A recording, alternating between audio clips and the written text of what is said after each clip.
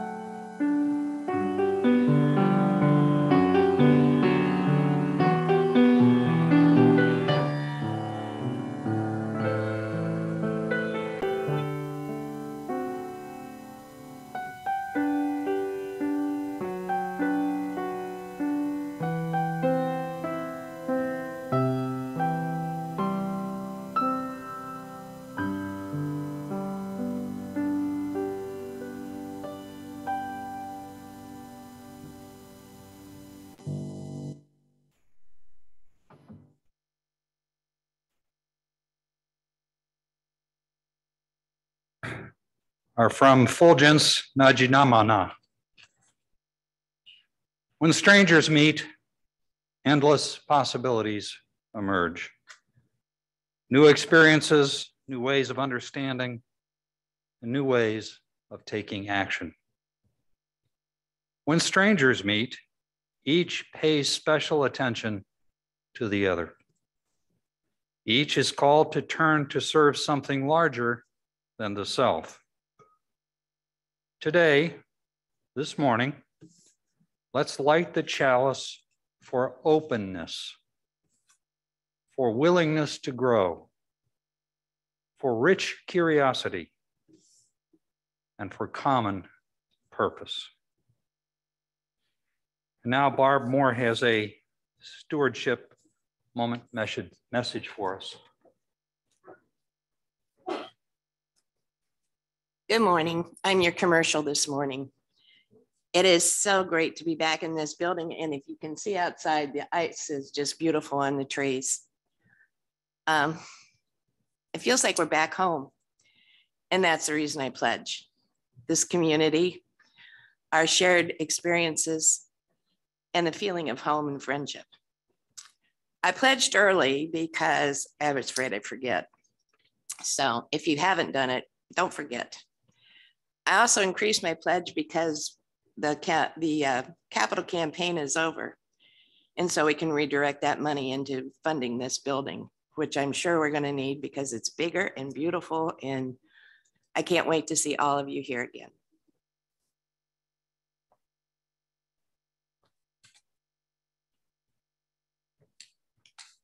Now, if you will, let's sing together our opening hymn, Break Not the Circle.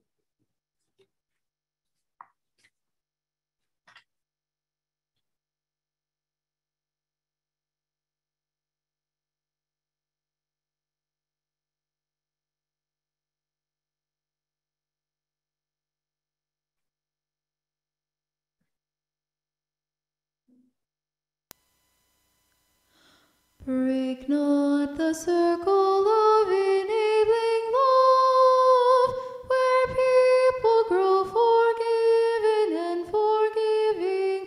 Break not that circle, make it wider still, till it includes, embraces all the living.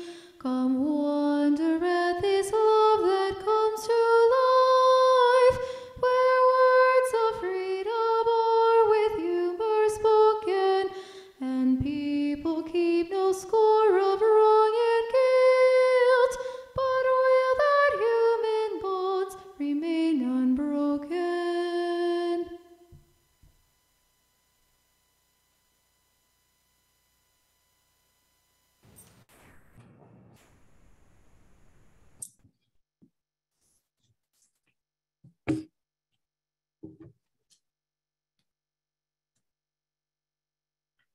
Good morning.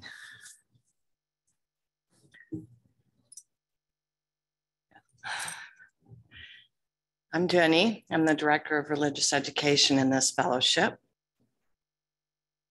And before we share our story this morning, I have a follow-up on Barb's commercial. You're not the only commercial this morning. We will have at 11:30 after the worship service today an RE community gathering for all parents and caregivers and all children and youth and babies and all of our RE facilitators. So if you're not dressed yet, we got a little time, but we hope to see you. So I want to share this story with you today. And if you'd like to go ahead and put up that slide, that'd be great. Thanks. First, I want to thank my friend and colleague, C.B. Beal, for sharing this book with me a while back. That's how it came, its path along to us today. And then for also generously sharing their adaptation, which I will, again, probably do some adaptation of. So if you can see the picture, I wonder what that is. You say a spork. Does everyone know what a spork is? That's a spork.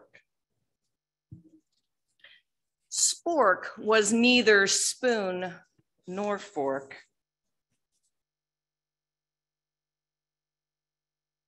Spork's mom was a spoon. Spork's dad was a fork, and they thought Spork was perfectly sporky. But Spork stuck out.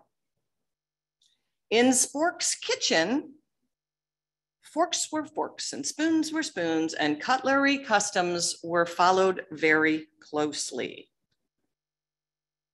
Mixing was uncommon. Now, there was the knife that fancied the chopstick, and there were the tongs who married forks, but families like that were unusual. Spork was asked a billion times probably, "What are you?" Or they would say, "Hey, how you doing?" "Hi, how you doing?" Passed over a jillion times probably when the table was being set. I forgot to tell you, you can go ahead and take the slide down. That's my mistake. Thank you. So surely it must be easier to just be one thing, thought Spork. It's got to be easier. So Spork decided to try to be just one thing. Spork got a bowler hat. It's very round bowler hat, and put it right on and proceeded to promenade down the counter. And the spoons said, "Hey, Spork, how you doing?" The forks looked and said, "No, that's too round. Just no." So Spork went back, just got some construction paper and made a crown, right? And then proceeded to follow the path along the edge of the sink and towards the refrigerator. And the spoons looked at that one and said, "Yeah, it's too pointy."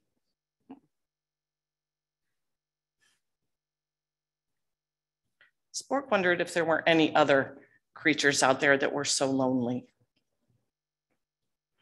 Maybe there were potato masher garlic presses, or perhaps, I don't know, a tong rolling pin.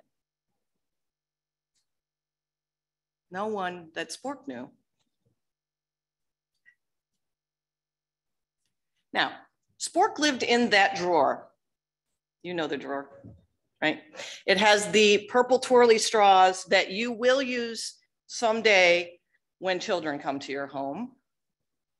It has that great green plastic fork spoon that you got for free in the produce department when you purchase kiwi fruit. It has 5 corn holders. And then there's that one item that as soon as you find the other part of it, you will know exactly what it's for. That's where Spork stayed.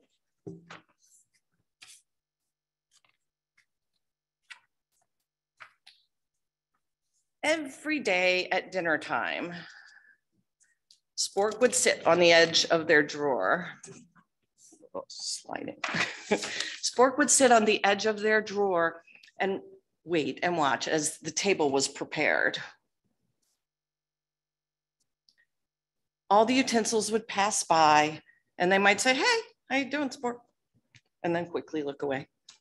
And Spork watched while the spoons played hockey with the peas and balanced gymnastically with the eggs, hard-boiled eggs. Spork looked longingly on as the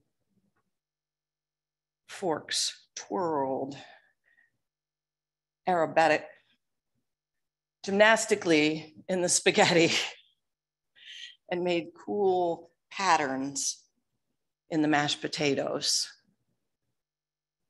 And then when they were done, they all went to get a bubble bath and a sponge massage. But then one day, at the dinner table, the messy thing arrived. The messy thing was completely unaware of cutlery customs. They flung and they dropped and they squished with abandon. The spoons were appalled. The forks tried to stop.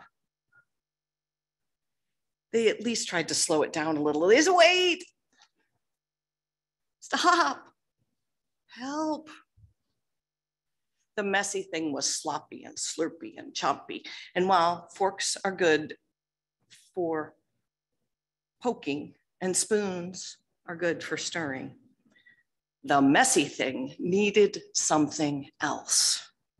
Something that could do all sorts of things at the same time. Something that was easy to hold. Spork jumped from the drawer, probably put his cape on first, their cape on first, jumped from the drawer over to the table, landed in front of the messy thing, and the toddler said, and squealed and grabbed Spork and began to laugh in delight. The other cutlery looked on in amazement and relief And then the spoon started kind of to look down a little nervously. The fork stared at the ceiling, looked at the spoons and looked away. They were kind of uncomfortable now. Because, you see, they realized what had just happened. They realized that they had made a terrible, terrible mistake. So they formed a committee. This may have been a UU kitchen, I don't know. And then they invited Spork to join them. And they said, Spork, what do you need? They asked Spork what they wanted in their kitchen home that they didn't have. And then the committee went all about rearranging all the drawers and the cupboards. They even left some of the drawers empty in anticipation of the new utensils that would be joining them. Like when maybe the potato masher corkscrew shows up and they can ask them. All the utensils had spaces in the kitchen built for them. And the bathtub was made a little bigger. And they got unscented bubble bath and natural loofah sponges because it turns out that soap they were using before was always a problem for the rubber scrapers.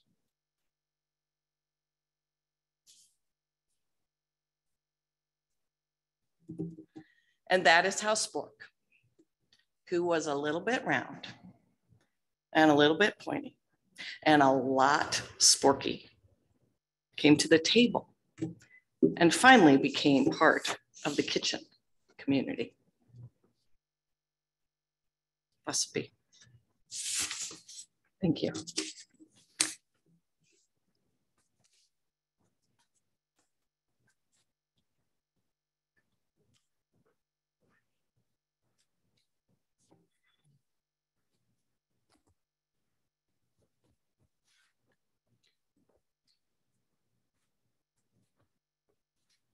The joys of a lavalier mic and a mask.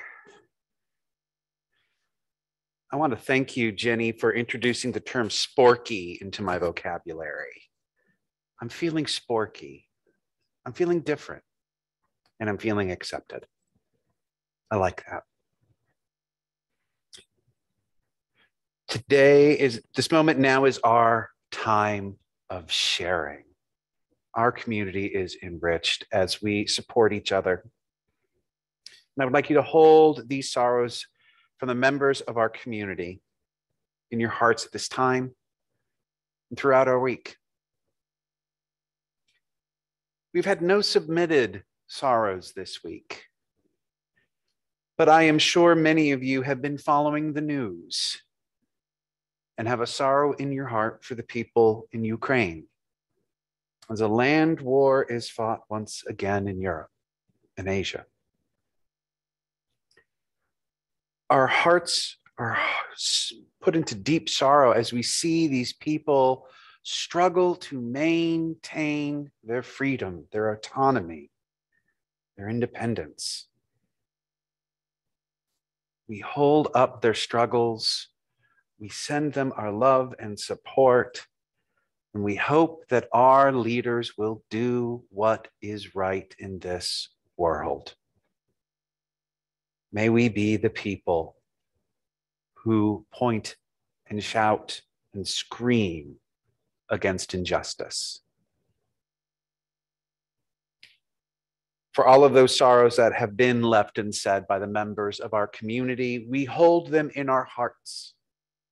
And we wish that they would come to us when they are ready to let them know they are loved. And we hold up all of the joys from members of our community this week. We hold that Pat McDaniel, she would like us to know that her son, Josh, is now home. He's making good progress. He's still has some way to go after his vascular surgery, but he's out of danger. And of course, it seems whenever a member of our community lets us know that they are in need of support, we answer. And she is so appreciative of all the love that has been sent her way. Thank you all. For all of the other joys that have yet to be named by members of our community, we lift them up in spirit and know that we would love to hear them, and we rejoice with you. And now, join us in spirit as we sing and listen to our sanctuary song.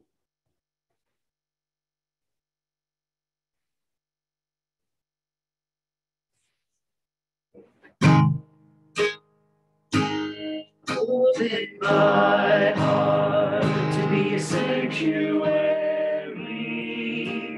all made holy, loved and true. With thanksgiving, I'll be a living sanctuary for you.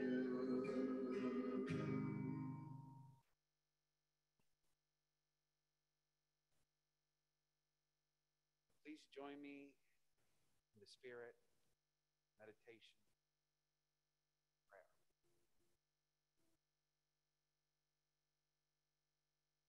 Think of that word sanctuary, that place where we are safe to be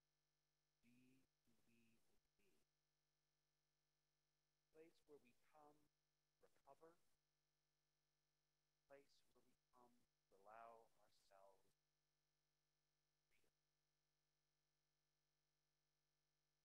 Our hearts have been our soul sanctuary for so long, keeping our community in our hearts, putting our sanctuary through Zoom, putting our sanctuary through outdoor meetings, putting our sanctuary through emails. Now our hearts anticipate a sanctuary of stone and glass and wood once again. We delight at the idea that our sanctuary will take up from our hearts and live outward, that once again we can inhabit a building that embodies what we have held in ourselves. May we rejoice in this, our sanctuary. May we rejoice in all of those who enter here. May we rejoice in the new relationships and the rekindled old ones. And may we never forget, our heart is always that first sanctuary. May we never forget that before we open our doors, we open our hearts. May we live in love. May we be a sanctuary to all. May it be so. Blessed be.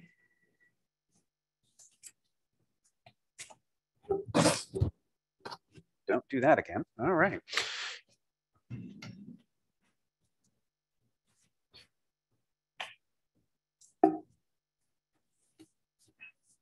Our commitment to this community is spiritual in its essence, yet we are physical beings as well. Our bodies and our minds require the support of our finances and our skills to make this a place of growth, practice, and nurture. People contribute financially to our fellowship in a variety of ways.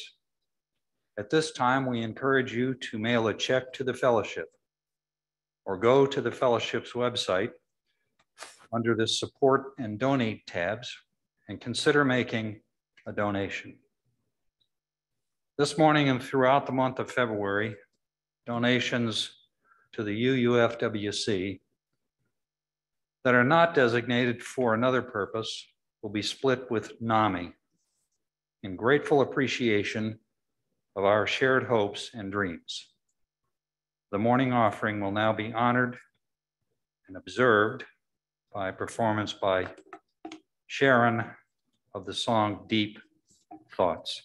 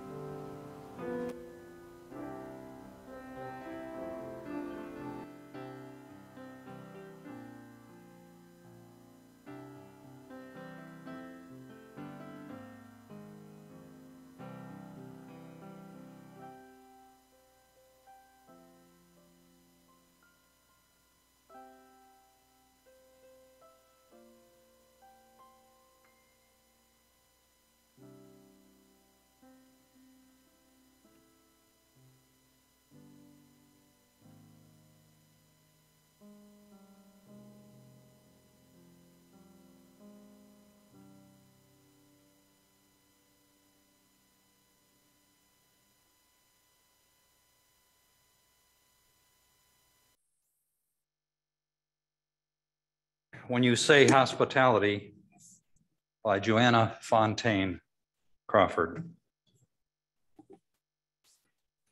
When attendance in the congregation began to increase, church leaders grew concerned that visitors would feel unwelcome when there were not plenty of open seats.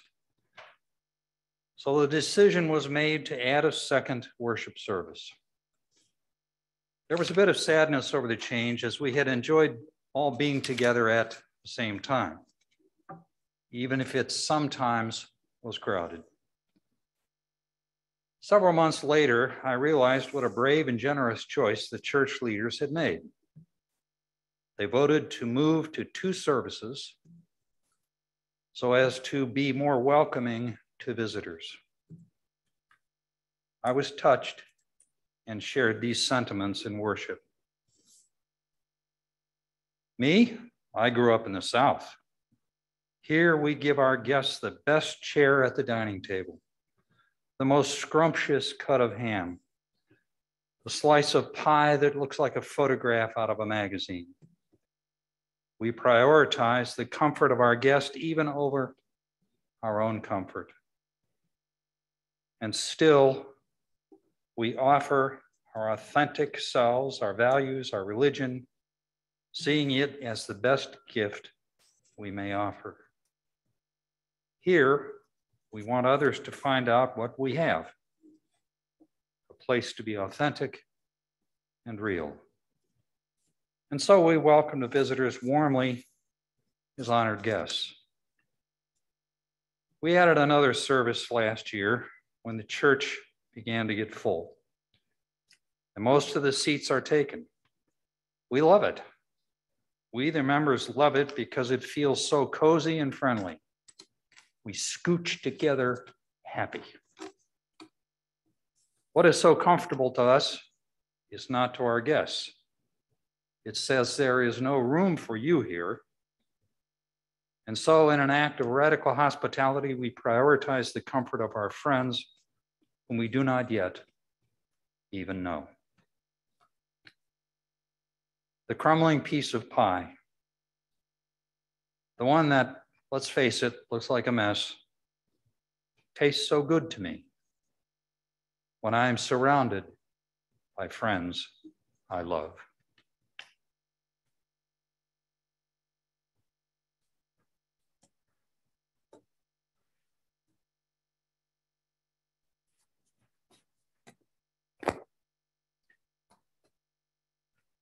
Oh, that messy piece of pie.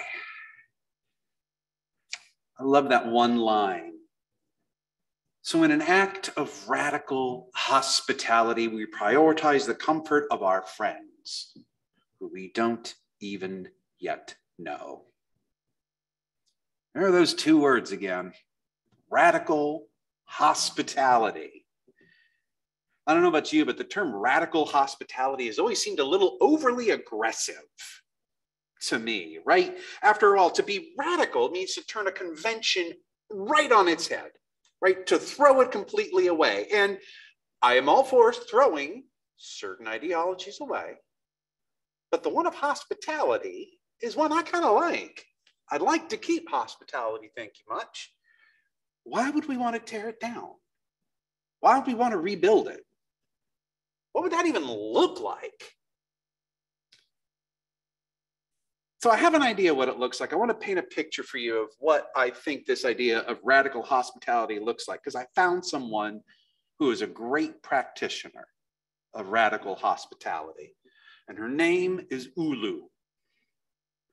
Ulu is the proprietor of the 5-hop one-stop spaceport in the science fiction novel, The Galaxy and the Ground Within. This is a book by Becky Chambers. It's part of a Hugo Award-winning series, and I highly recommend it. I am this close to doing a book club and adult ed class on Becky Chambers alone. You're going to find out why in just a minute. Now, normally, we don't use science fiction as sacred text, but one of the great things about science fiction is it is not only an aspirational way of looking at things. It's not only a possibility of what could be. It allows us to look at complex issues in ourselves through a lens of fiction and something else. We saw this a lot in that television series, Star Trek. How many of you know that the first interracial kiss on television was on Star Trek? Yeah, we've got a few Trekkies here, right? So science fiction allows us to address some of these issues that we deal with on our own in a different light. And it is something that the author, Becky Chambers, in this Wayfarer series, does in ways that would make Gene Roddenberry envious. But let's go back to my friend Ulu. Ulu runs a spaceport, right? And this spaceport is visited by different species, different life forms from different planets. And each of these species has vastly different needs, vastly. And Ulu makes it a point of pride to make everyone who comes to the 5-hop rest stop feel at home. And in order to do this, Ulu takes some really extreme measures. For example, human smell. Okay, that is just the way it is in this world. Every species has a really keen sense of smell with the exception of humans. So what Ulu does, Ulu's not human, by the way. What Ulu does is she knows that everybody has a keen sense of smell. So what does she do? She doesn't use those floral scented soaps and perfumes that she loves so much. She has to use a basic soap, right? One of the other things that Ulu does, oh, what was it? There's one more that I really liked before I wanted to get to the big one. Oh, the temperature. Ulu comes from a species that likes it a little bit warmer than standard species do. Her species runs cold, so she keeps the temperature up. But she knows that makes her guests uncomfortable. So what does she do? She finds a temperature that's a little bit cooler than she would like. But the most radical thing she does is the paint on her walls. There is a species called the Aluans, and I know I'm just going to be using terms that are really weird for y'all. There's a species called the Aluans that developed without ears or vocal cords. They do not use sound to communicate at all. They communicate by flashes of color on their cheeks. These different colors have different meanings, and the patterns on it are how they communicate. And the colors signify intense emotions. So if they were to walk into a room with a lot of bright colors, I'm thinking, have you ever been to Ollie's? Right? All of the signage in Ollie's with the yellow and blue and red, all of those bright colors. If they were to walk into a room like that, it would be like us opening an email in all capital letters. It's like people are shouting at them. So what does Ulu do? She paints her walls gray, but not just any gray, because the Aluans have developed extra rods and cones in their eyes because they communicate through color. So they see colors we don't see. So if she puts up what's gray to her, to the Aluans, this could be a whole other color that has a horrible significance. So what does she do? She contacts the Aluan people and says, I need your best neutral gray paint to make sure that I don't offend anyone. I want the most soothing color you have. And that's how she paints her walls. Doesn't it seem like a little much? Doesn't it seem like a little much just to make someone feel a little more comfortable? I don't know how much Aluan paint costs, but I imagine the shipping's astronomical, literally. It begs, I heard that, Jay. It begs the question, why? Why? Why is it so important to make these people feel at home? Why does she care whether or not someone is offended by the soap she uses? Why doesn't she let herself be who she is?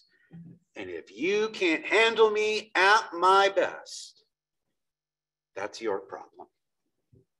Why? Well, one, it's a really horrible way to be part of the hospitality industry. But let's put that aside. Ulu gets it. Ulu really gets it. She fully understands what the value of hospitality is, because in a deep sense, it talks to the value of diversity.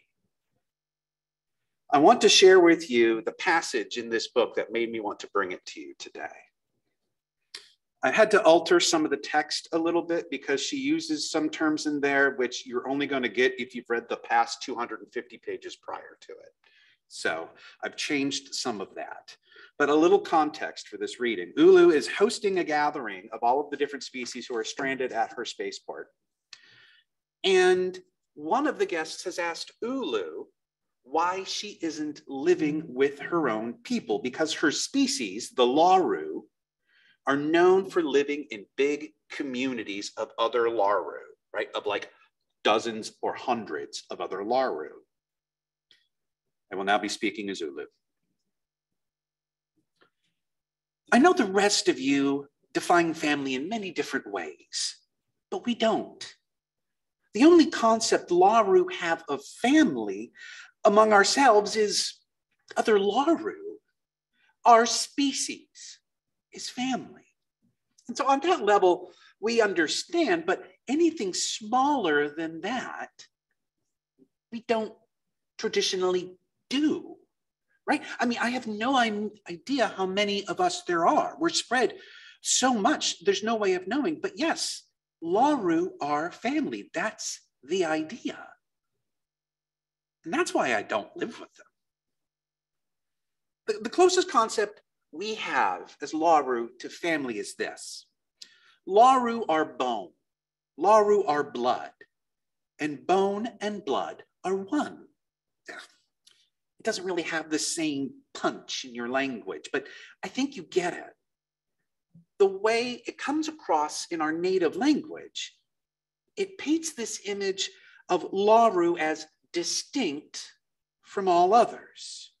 And that idea made sense. We were one sapient species on one single planet. It means that we take care of each other. We learn from each other and love everyone we encounter the same as anyone else we meet, even if we, as you say, don't like them very much. But, oh my stars, how to explain this? There's something in the nuances that makes it feel insular. We say Lauru are bone and blood and so on, but you'd never use that phrase toward other species. You just wouldn't say that. It'd sound wrong.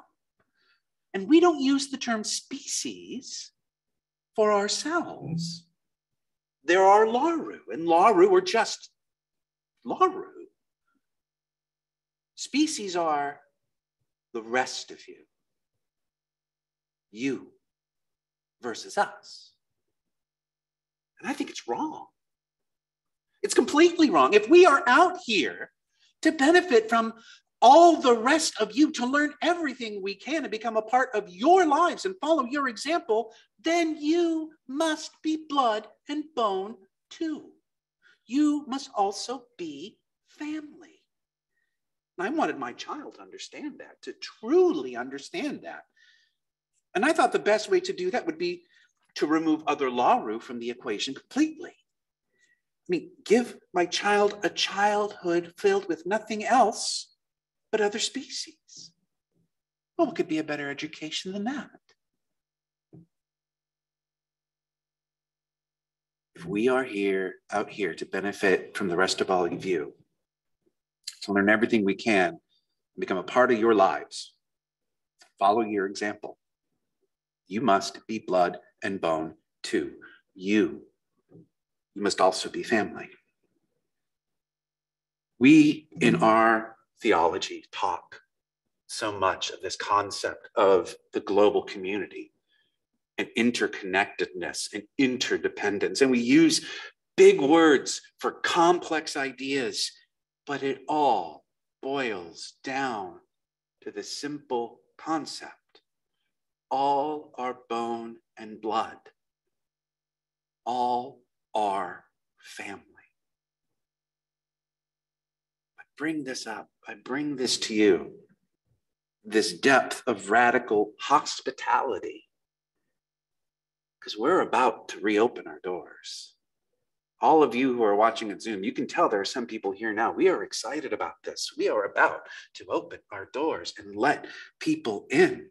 And we are not going to be welcoming back solely those of us who have been patiently joining community through our computer screens and Zoom for the last 2 years. We are not solely going to be welcoming back those of you who could not take one more virtual meeting and decided, I will wait to rejoin my community once we're back in person. We are also going to be welcoming people who have never been in this building at any other time and don't know it in any other stage. We will be welcoming new family among us, people who have waited until we have opened our doors to introduce themselves. And we must be ready for them. We must prepare like Ulu. Now, I don't mean we need to repaint the walls gray. This is a beautiful color of sage green, and I love it. We're not changing it, right? But what it does mean is we have to allow people when they come in to be their full, authentic selves. It means we prioritize their needs over our comforts. Right? This is a concept that should be familiar to a lot of you who have been arguing about why we should and shouldn't wear masks. Prioritize the needs over the comforts. For example, we've been doing this. Let me give you an example. We have, for those of you who haven't been in the building, we have a new restroom. an all gender, non-binary restroom, right? For those of you who haven't been in the building, it's right over there. It's right where the library used to be, right behind the sanctuary. And for some people, the idea of a genderless bathroom is a little disconcerting, right? And yes, we still have a men's room and a women's room up in the hallway. But I'm going to admit, the new all-gender bathroom, much better, right? I'd much rather go in there. But the discomfort that some of us might have with this concept of an all-gender bathroom is little compared to how it validates our non-binary members and friends. It validates them. It gives them their existence of more validation, which is so hard for them to find, right? Another thing is we are hopefully going to be, with the new CUDC announcements, having to deal with less COVID restrictions. And you'll notice that I'm not wearing a mask from the pulpit. We are still asking people to mask when they're not in the pulpit or when they're in the congregation. And we're doing that because we want other people who are immunocompromised or at risk to still feel comfortable in joining us, right? That is an act of radical hospitality. This is what we do to be welcoming. We want people to know we see you as you are. You are welcome here. Now, I have one last thing to say about radical welcoming and hospitality, and it's a weird thing to consider. This is not transactional, right? We are not hoping to gain something. This is not for our benefit. And I want to explain a little bit because something Ulu said earlier kind of talked about benefit. She said, if we are out here to benefit from all the rest of you, to learn everything we can to become part of your lives and follow your example, then you must be blood and bone too. Right? The benefit that she's talking about, it's not an exchange. It's not a one-for-one benefit. It's not transactional, right? She isn't talking about the financial benefit she will get if her pit stop is welcoming to everyone. She's not talking about the benefit of learning new skills on how to speak in colors. The benefit she is talking about is the presence of those she is welcoming. The benefit is simply the love and the understanding and the connection that she gains by seeing the blood and the bone in the stranger, by recognizing the other as family. The benefit is loving someone for their genuine self and loving them like family, period. No exceptions. Now, over the month of March, we're going to have a lot of reintroductions. There are going to be a lot of people who haven't seen each other for 2 or so years, and you are going to have a lot of catching up to do. And I want you to do that. You have earned that easily, and you need that. I need you to re-strengthen those connections. I need you to love on each other. You are a beautiful, wonderful, supportive group of people. And as you do that, keep an eye out. Keep an eye out for the unfamiliar face. That unfamiliar face may be someone who was a member who you didn't really know very well a few years ago.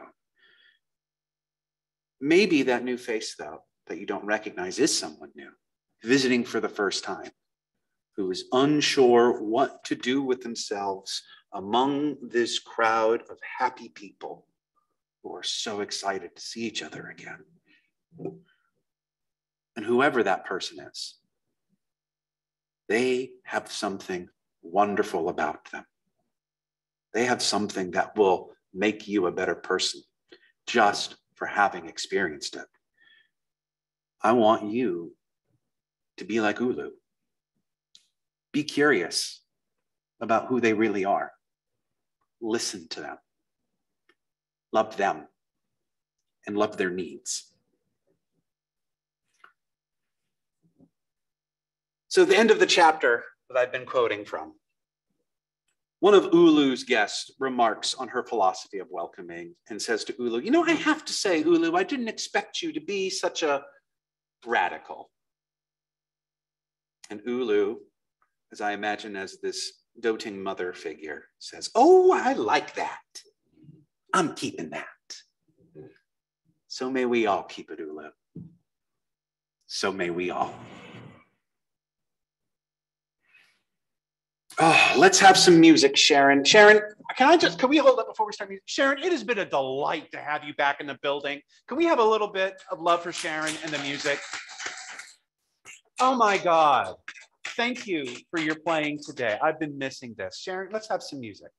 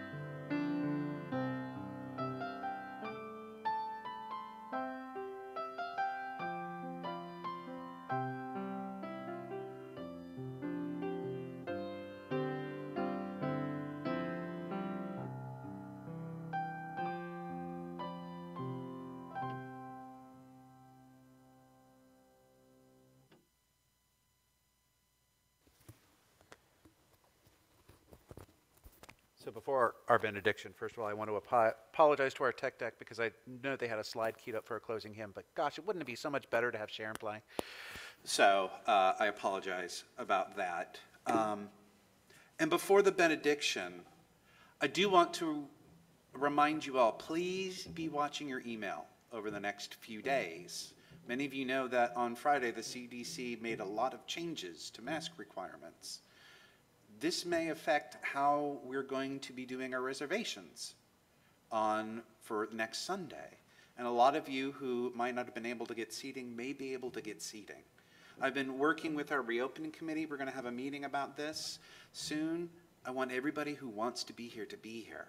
So please, watch your email. It may be opening up again. Be patient with us. You know, we're moving at the speed of church. But we love you and we want you to be here. For our benediction, my friends, we are getting ready to open up. Just remember, we are not just opening our doors to ourselves. We are opening our hearts to the world. Welcome the stranger. Love them for everything they have to offer. And you soon may find yourself growing in ways that you not only never expected, but are so glad you discovered.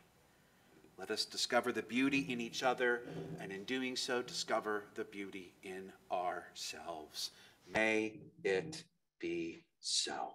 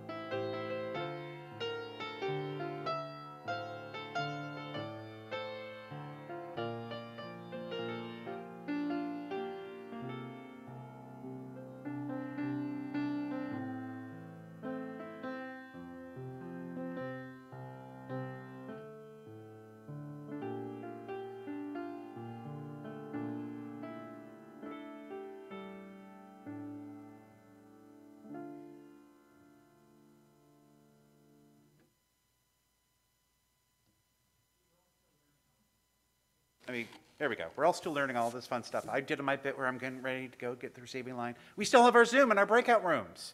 Please stay with us for the breakout rooms. Have the conversations. And my question for you is, who is somebody that you have met who surprised you with what they had to offer you as a gift? Who is somebody who maybe you thought, okay, they seem kind of nice, but then after you get into it, it's like, oh my God, this person has a gift that I never expected, right?